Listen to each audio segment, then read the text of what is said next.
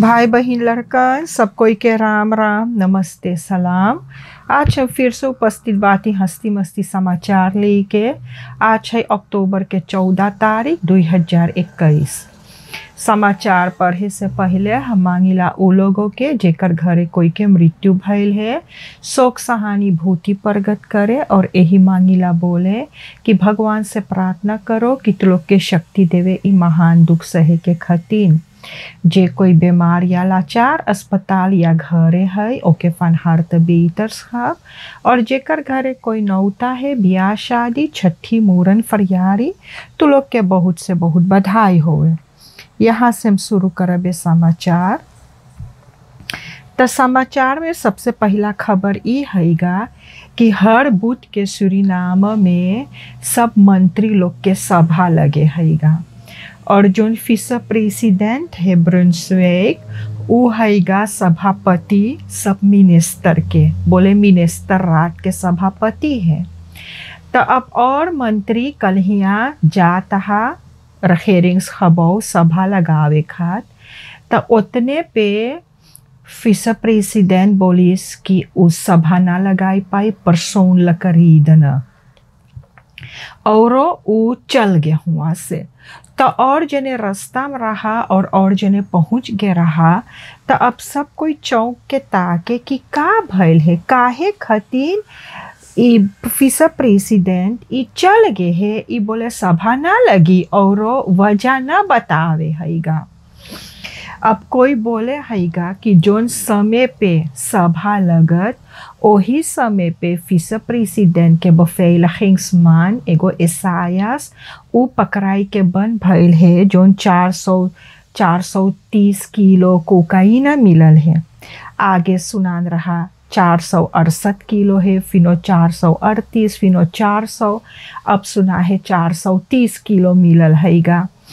तब उ चीज के बारे में जे ई पकड़ाई के बन भइल त कोई बोले कि उ चीज के पीछे भइल है। दूसर कोई बोले है कि जोन बनुमेंग है बनुमेंग के माने कि सब कोई आपन आपन मनई के काम पे लगावे है। अब ऐसे बात है अब जेकर जेकर पार्टी है सरकार में उ सब आपन मनई के एक गो काम देवे लांती में। अब का होवे सब कोई आपन आपन मनई के काम देवे लांती में त लांती में बहुत ज़्यादा कम करता हो जा है तो अब उतना सब पैसा भरे पड़े है।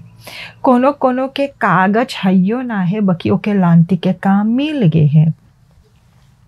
तो अब और जने बाद जोन एक बरिस हो गए जफर किसेंग जो चुनाव नकचान रहा तो और जने काम पे सब ली बा तो अब उ सब मनई के भी काम पे उ सबन है बाकी उ सब आपन तनख्वाह ना पावे है। तो कोई बोले उ चीज के वजह में बाकी अब पता ना है कौन चीज खातिर। तो और लाती में कल हिया फिसा प्रेसिडेंट के एगो रखेरिंग्स रात सभा रहा तो ओमन आबब और परचाया लुहुर ई सब भी भाग ना लीस उस सभा में। तो अब जब ऐसे होवे तो जरूर कुछ है काहे खातिर ई सब भाग ना लेवे सभा में। बाकी तब आज के समाचार में लिखल है कि आज प्रेसिडेंट संतोखी और फिसा प्रेसिडेंट ई सब बातचीत करे बा और हो सके कि कोनो उपाय आवे ई चीज में। तब देखो आशा है कि कोनो उपाय आई जाए ई सब में फुल्ला फुल्ली ना रहे और ई सब आपन काम आगे ले जाए मोई से। KFC के वहाँ पर लगभग 80,000 पैसा चोरी भइल तो सिपाही खोजबीन उन करी से तो हुआ 2 कम करतन पकड़ान एगो AS और एगो DD। तो यही अब सब जगह कामरा है तो फिल्म बन जाए। तो 2 रोज पहले ई 2 जने भी गए हुए पर उ सब मांगिस के मारी खोले बाकी ना हिल पाइस। तो अब 2 रोज बाद जगल तक के मारी खुलल रहा और उ सबन हुआ के कमकर्ता के न कपड़ा पहने रहा। त ई चीज से अब छोटू जानो है उ सब अब भिरावे है कि कैसे भइल कैसे ना भइल है। त ज ऐसे करी से त छोटू जे देखी से तब दो जने पकड़िस त ई सब बताइस बोले हाँ हम लोग के हाथ है। तब बोले डोनोफन एस के ई सब पूछी से तू लोग मांगे हुआ आई चोरी करे त कुछ पैसा मिलल है, सब ना मिलल बाकी कुछ मिलल हैगा। त ई तो बहुत अच्छा बात है। असेंबली में एगो असेंबली लेट जोन हैगा उ मांगिस आपन गांव के मुसीबत जोन है असेंबली में बतियाए।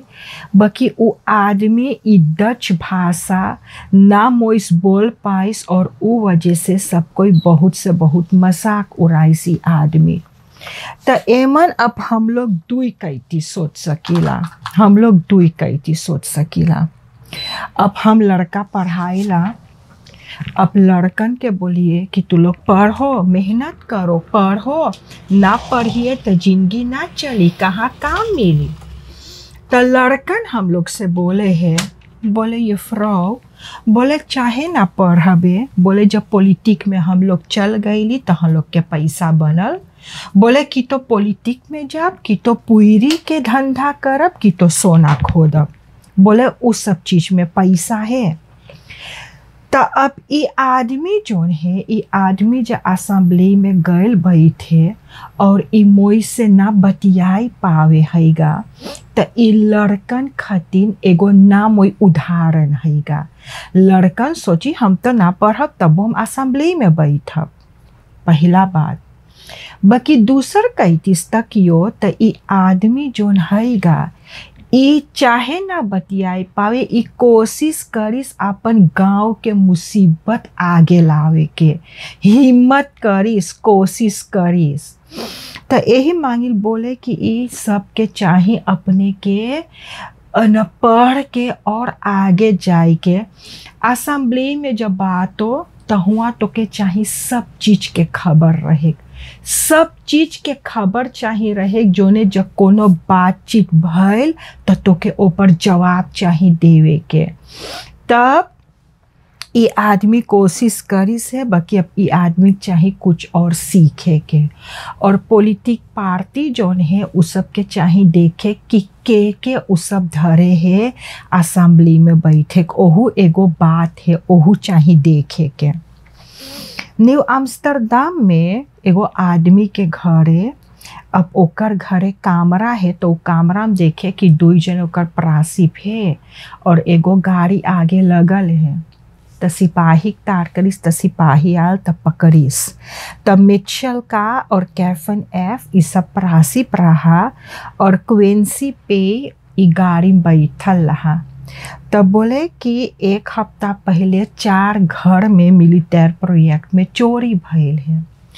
तो अब ये सब बोले है कि हो सके है ई क्विंसी जोन है ई जाहे उतार देवे दुई जने, ये सब चोरी करके लावे है तो ओ तुम फिनोलिक चली आवे है। तब अब सिपाही क्विंसी के गाड़ी भी बसलाह करे बा, अब खोजबीन होवे है कि कौन चीज तू लोग कर ले, कितना चीज में तू लोग के हाथ हैगा। तो उ सब पकड़ान है। एसवीएम जोन हैगा, तब एसवीएम में अब एसवीएम में न फिनो से अब सबहन न स्टाक करे है, बोले कि उ सबहन के बोले कि न तनख्वाह ना मिलल हैगा, बोले इतना बातचीत कर ले पे बोले उ सब के तनख्वाह ना मिलल है। बोले वही से उ सबहन ना मांगे हैगा, दोरो काम करे, बोले चाहे कुछ फैसला होवे उ सब के, बोले उ सब के चाहे कुछ फैसला होवे के, बोले कि तब उ सब जाए काम करे। तब देखो कि न कौन फैसला आवे है ओमन ना। अब जब फैसला आएगे ओमन तब देखल जाए कि का होवे हैगा और न कैस कितना पैसा उ सब पावे है, कितना पैसा ना पावे हैगा उ सब। अब उ सब बोले सब चीज़ महंगाईते जाए और उ सब और चीज़ मांगे हैगा। अब देखो कि का होवे हैगा। एसएलएम के कहना हैगा कि जोन मनई के वैक्सीनासी ना है, जोन मनई स्पोइटी ना ले सहीगा, उ सब काम पे जा आए तो उ सब के चाहिए नेगेटिव टेस्ट करवावे के। इस साइड एंटीजन स्नेल टेस्ट आयल है तो उ 250 रुपया है। तो जो हर हफ्ता 250 भरियो तो 1000 महीना भरियो, तब एंटीजन स्नेल टेस्ट करियो 4 दिन तो ले जाइयो। और जो उ चीज ना मांगे हैगा तब चाहिएगा कि न स्पोइटी लेवे। बाकी ढेर जने ना मांगे है स्पोइटी लेवे, ढेर जने बोले उ सब ना ले स्पोइटी, चाहे जोन ची हो जाए उ सब स्पोइटी ना ले। अब देखो हुआ प्रोटेस्ट रहा, फंडेक्सिलोस सभानेत्री रहा। बाकी फंडेक्सिलोस जोन हैगा उ तो पहले अपन स्पोइटी ले चुकल हैगा, उ आपन स्पोइटी ले चुकल। बाकी तब वो आगे थरा रहा और उ बोले कि जबरदस्ती कोई ना कर सके स्पोइटी लेवे के। बाकी अब जैसे पता चले तो कोनो कानून बने हैगा जहाँ पर सब कोई के जबरदस्ती स्पोइटी सबहन लेवाएगा। बोलिस हैगा कि अब चाहे जोन ची होई अब सबहन स्पोइटी लेगा, अरे देवाएगा जबरदस्ती। तो अब हम कोरोना के बातचीत डायरेक्ट यहाँ पर कह दे। और कोरोना के बातचीत में ये खबर है कि कल यहाँ फिनो 10 जने की मौत भइल है, 5 गो अकादमी सिकन है इसमें, और 3 गो सिंफेंसेंसी सिकन है इसमें, और 2 गो घर है। और 110 जने हो गए हैं 13 रोज में अक्टूबर में, और 994 994 जने जब से कोरोना शुरू भइल है। 841 जने गए रहा दिखवावे 841 स्वाब्स, ओमन में से 321 जने के कोरोना है, वो है 38%। 15 जने इंटेंसिव केयर में है और 64 जने अस्पताल में हैगा। तो ई कोरोना तो मौत जाते है, देखियो मन ये लोग फटाफट साइड मरे हैगा, इतना ज़्यादा मौत होवे, इतना ज़्यादा मौत होवे हैगा। और मन ये लोग स्पोइटी ना लेवे। अब का होई, अब सब कोई सरकार के गरिया आवे है, सब कोई मांगे घूमे फेरे सब चीज करे। जाओ स्पोइटी ले ले वो तो फिनो घूमियो फेरियो अपन मोई से। जोन आउट कमिसार्स फन पोलिसी पेटर हैगा और एसआईएस जोन पकड़ान है 430 किलो कोकाइन के बारे में, तो उस सबन के ना इजाज़त है बहिरेक मनई से बातचीत करे के। अब सिपाही खोजबीन करे है तो सिपाही अपने बताए कि कब उ सब दूसर कोई से बतियाई सके है।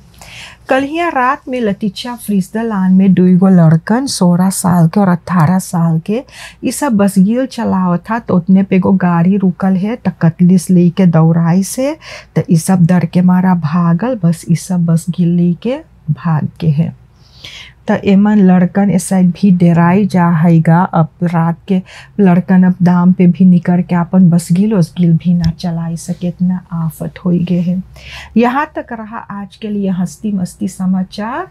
जो भूल चुक हुई क्षमा कर दियो, जिंदगी बाकी रही तो कल यही मोड़ पे मुलाकात होगा। सब कोई के राम राम, नमस्ते, सलाम।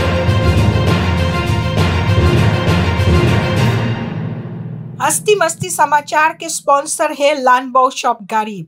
लानबाओ शॉप गरीब वो दुकान है जहाँ पर छोटा छोटा खिल्ला से बड़का बड़का कासी बेदी गद्दा बिका हैगा।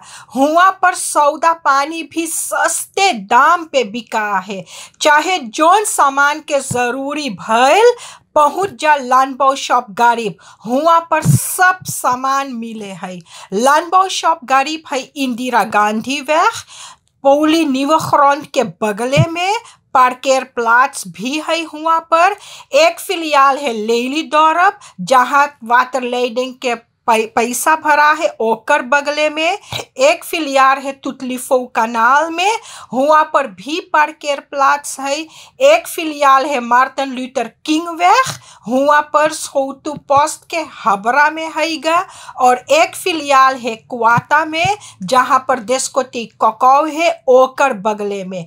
चाहे जोन सामान मंगे खरीदे चल जा लानबाओ शॉप गरीब में। मुर्गी तैयार है, शुरू वाला गा दो। Lust je iets lekkers, dan moet je zijn bij Silas Roti Shop. Gevestigd op 2 locaties. Aan de Quattaweg tegenover de Tweede Rijweg, hoek Islamstraat. En aan de highway Martin Luther Kingweg, hoek Pandit Polten Tewariweg en het Mondiaal Complex.